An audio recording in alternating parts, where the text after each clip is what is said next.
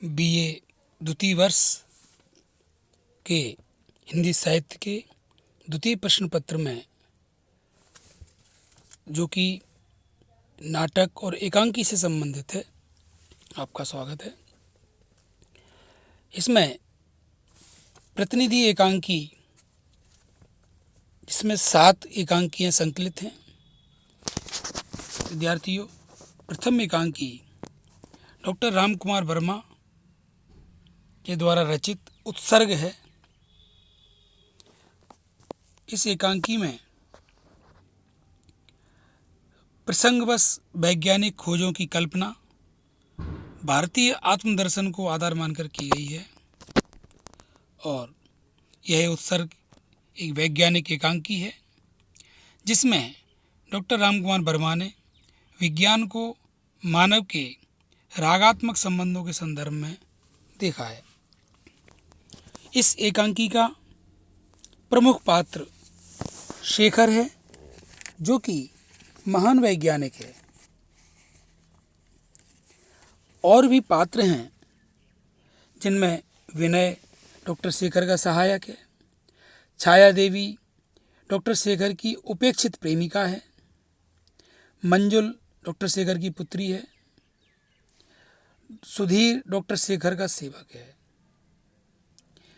इस प्रकार के जो पात्रों के साथ में यह जो एकांकी, वैज्ञानिक एकांकी का निर्माण डॉक्टर रामकुमार वर्मा द्वारा किया गया है।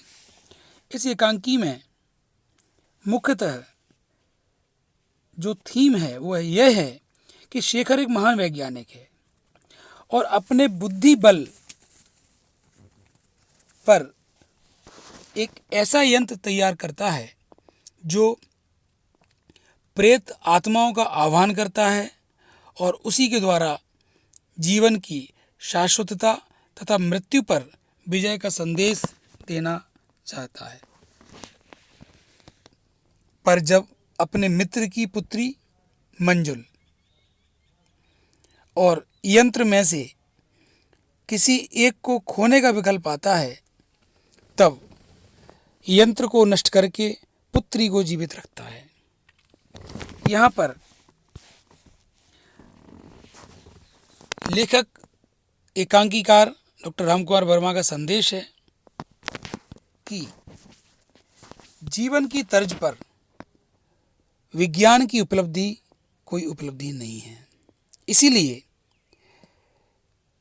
मानवी मंजुल और यंत्र में से जब उसे एक को चुनना है तो वह मानवीय जो पुत्री अपनी मंजुल को चुनता है, यंत्र को वह पीछे छोड़ देता है। ये रामकुमार वर्मा की सर्व प्रमुख विशेषता है। ऐसे एक से अधिक द्वंद्वों के मध्य एकांकी की कथा विकसित हुई है और जैसा कि आपको बता चुका हूँ, इसमें प्रसंगवश वैज्ञानिक खोजों की कल्पना भारतीय आत्मदर्शन को आधार मानकर की गई है। इसके संवाद प्रवाहशील, वेगवान और सहज हैं। भाषा प्रांजल, प्रभावपूर्ण है। एकांकी में नाटकीयता और रंगमंचीयता का गुण बेजोड़ है। विद्यार्थियों, आपने रामकुमार वर्मा के एकांकी इससे पहले आपने दीपदान, कौमुदी महोत्सव, पृथ्वीराज की आंखें इत्यादि आपने पिछले अपने विद्यालय जीवन में पढ़ चुके हैं। वर्मा जी की एकांकी अलंकृत शैली के कारण इसमें ऐतिहासिक भी हैं, सामाजिक भी हैं, लेकिन इतिहास और समाज के साथ साथ इनका मूल स्वर आदर्शवाद है। काव्यात्मक अलंकृत शैली के कारण इनका आदर्शवाद और भी पुष्ट हो गया है। सामान्यतः इनके एकांकियों को हम 2 वर्गों में बांट सकते हैं।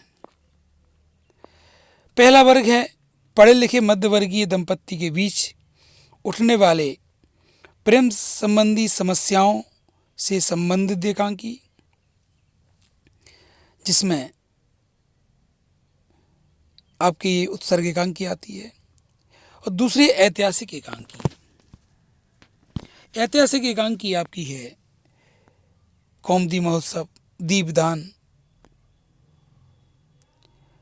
पृथ्वीराज की आंखें, चारुमित्रा। ये एकांकियाँ हैं तो चूंकि इतिहास के कथानकों को लेकर के लिखी गई हैं, लेकिन कल्पना की उड़ान और उनके संदेश वर्तमान युग के हैं, जो पाठक को एक दिशा भी दे जाते हैं और प्रभाव छोड़ जाते हैं।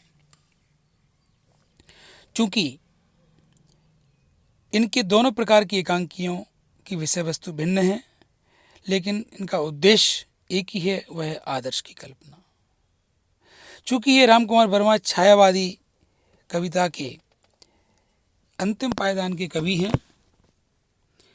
उनके नारी चरित्र, अंग्रेजी शिक्षा और आधुनिक परिवेश में अपना नया व्यक्तित्व खोजते खोजते पुरातनता के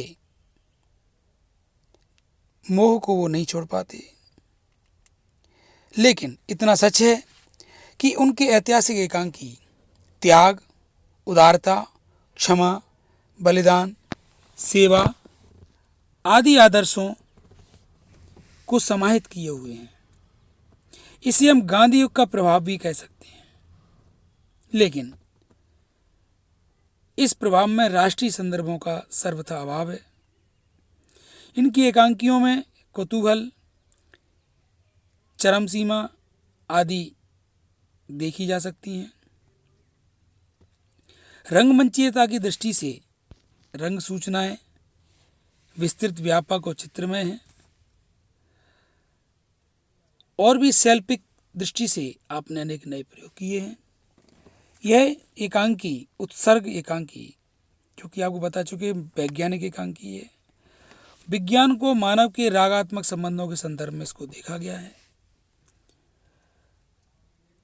यंत्र विकसित करने वाला वैज्ञानिक किस प्रकार से अपने विज्ञान पर अपने शाश्वत मानवीय मूल्यों की विजय को बताता है, यह इस एकांकी का सार है।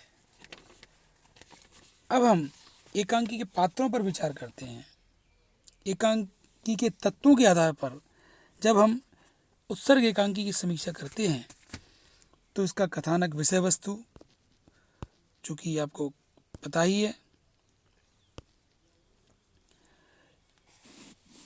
शेखर का एक अध्ययन कक्ष है, रात्रि के 7:15 बजे का टाइम है, दीवारों पर स्त्री और पुरुष के अनेक रेखा चित्र सजे हुए हैं, सामने खिड़की आधे भाग पर एक नीला पर्दा पड़ा हुआ है। ये पूरा वातावरण का निर्माण रामकुमार वर्मा करते हैं। आधे भाग से आकाश और तारे दिख रहे हैं। एक कोने में टेबल कुर्सी, टेबल पर कुछ पुस्तकें और मासिक पत्र है। दूसरे कोने में एक चौकोर छत जिस पर स्वच्छ वस्त्र बिछा हुआ है और एपराइटस शेखर का एक रखा हुआ है, जिसके निर्माण में अनेक वर्षों से वो यत्नशील थे। लाल नीली रोशनी के बल्ब लगे हुए हैं। इस तरह से इन्होंने जहाँ पर शेखर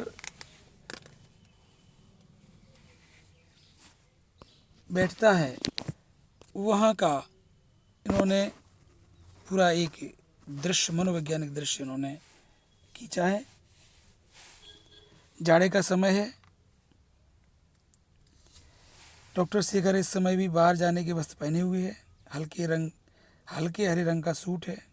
40 वर्ष की अवस्था है, लेकिन कार्य करते करते उनके चेहरे पर थकान है, इसलिए अधिक आयु के दिखाई दे रहे हैं। किसी समय बहुत सुंदर थे, यह उनके नेत्र और कपोल से जाहिर होता है। चश्मा लगा हुआ है, टाई की इन्हें ढीली होकर एक खिसक गई है। मुख पर गंभीरता, अंगुली में अंगूठी, जैसे उनकी सारी सौंदर्य प्रियता सिमटकर अंगूठी में आ गई है। शरीर गंभीर और शुष्क सा रह गया है। अत्यंत स्पष्ट व धीरे धीरे बोलते हैं। उनके समीप ही उनका असिस्टेंट विनय खड़ा हुआ है। साधारण सूट पहने हुए, 25 वर्ष की अवस्था है। और शेखर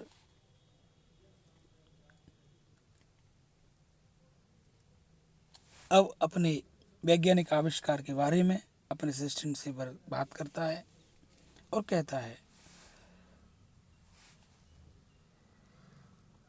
कि शेखर कहता है, क्या होगा, ये घड़ियाँ तो डाली जाएंगी, नष्ट कर दी जाएंगी, ये क्लॉक, ये टाइम पीस, पॉकेट वॉच, ये रिस्ट वॉच, ये बटन वॉच, कुछ न रहेगा। उन्होंने अपना विज्ञान का आविष्कार इस तरह से किया है कि कहता है, और अगर हम लोग किसी तरह अपने स्थूल शरीर से सूक्ष्म शरीर को अलग करना सीख लें तो विनय जानते हो क्या होगा? स्थूल शरीर जो दिखाई देने वाला है और एक सूक्ष्म शरीर जो अदृश्य अगम अगोचर होता है, उन दोनों से भिन्न करने का ये अभ्यास करते हैं। तो शेखर कहता है कि हमारा सूक्ष्म शरीर समय से मिल जाएगा, वैसा ही गतिशील हो जाएगा, वैसा ही प्रभावशील हो जाएगा। जिस तरह रेडियो के संगीत की एक लहर लंदन से चलकर यहाँ मसूरी में उसी क्षण सुनाई पड़ जाती है, उसी तरह मनुष्य लहर बनकर उसी क्षण लंदन पहुंच जाएगा। London, New York, Tokyo. सूक्ष्म शरीर से वह विश्वव्यापी हो जाएगा, सर्वकालीन, सर्वत्र। समय को काटने छाटने की आवश्यकता नहीं रह जाएगी। इस प्रकार से एकांकी आगे बढ़ती है। एक कालांश में यह एकांकी को पूरा पढ़ना संभव नहीं है।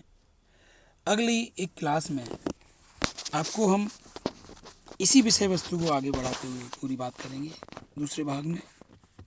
अभी तो इतना ही आपको समझना है कि शेखर के माध्यम से डॉक्टर राम कुमार वर्मा उत्सर्ग एकांकी का ताना बुना जो बुनते हैं, उसमें लेखक सूक्ष्म शरीर और स्थूल शरीर में पार्थक्य करने का अभ्यास करता है और अभ्यास में सफल भी हो जाता है।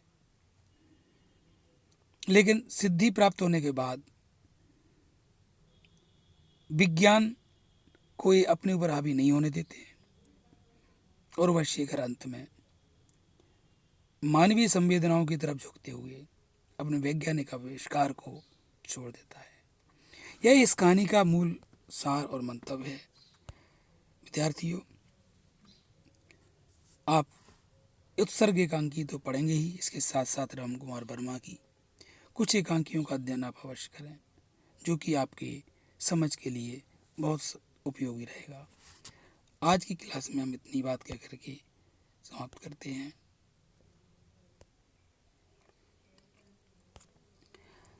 जो कि अंत में आपको दोबारा फिर दोहराता हूँ, इस एकांकी में प्रसंग वैज्ञानिक खोजों की कल्पना की गई है, जिसमें भारतीय आत्मदर्शन का आधार है। यह आत्मदर्शन आत्मा की खोज के साथ साथ शाश्वत मानवीय मूल्यों की भी वकालत करता है। कोरी कल्पनाएं नहीं है, कोरा शुष्क वैज्ञानिकता नहीं है, एक दिशा अवश्य है। एक तरह से कहा जाए तो विज्ञान पर अध्यात्म या संस्कृति की विजय है। यह वैज्ञानिक एकांकी विज्ञान को मानव के रागात्मक संदर्भ में देखा गया है, और इस कहानी एकांकी का जो सार है वो यही है, किस प्रकार से मानव को अपने ऊपर विज्ञान को हावी नहीं होने देना है। आज की बात इतना कह करके ही एक कक्षा यहीं पर पूर्ण होती है।